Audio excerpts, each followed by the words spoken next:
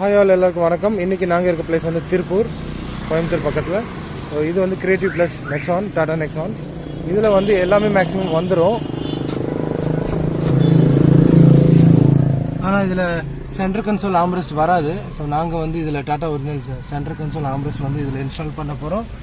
With அந்த piano black வந்து இதுக்கு மேலே கவர் மாதிரி ஒன்று வந்துடும். அதுவும் நாங்கள் வந்து இதில் இன்ஸ்டால் பண்ண போகிறோம்.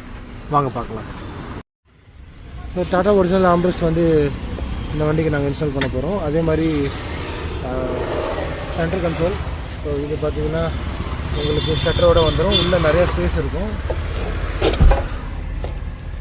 ஷட்டர் வித் பியானோ பிளாக் இது வந்து மேலே வந்துடும் உங்களுக்கு. ஸோ இதெல்லாம் சேர்த்து போட்டிங்கன்னா தான் உங்களுக்கு கம்ப்ளீட்டாக இருக்கும். Armrest, centre console, Tata Nexon.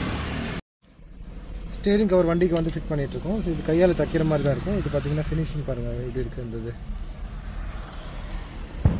ஃபுல்லாகவே வந்து கையால் வச்சு தைக்கிற மாதிரி தான் இருக்கும்.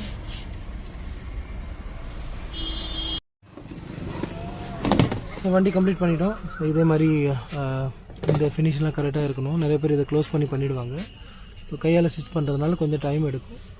ஃபினிஷிங் உங்களுக்கு நல்லாயிருக்கும். எல்லாம் ஸ்கின் ஃபிட் மாதிரி வரும். அதே மாதிரி ஒரிஜினல் ஆம்ரெஸ்ட் இதில் இன்ஸ்டால் பண்ணிட்டோம்.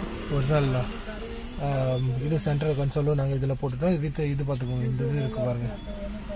அதே மாதிரி பியானோ பிளாக் ஃபினிஷும் நாங்கள் இதில் வந்து கொடுத்துட்டோம் ஃபுல்லாகவே. வண்டி இப்போ கம்ப்ளீட் ஆகிடுச்சு.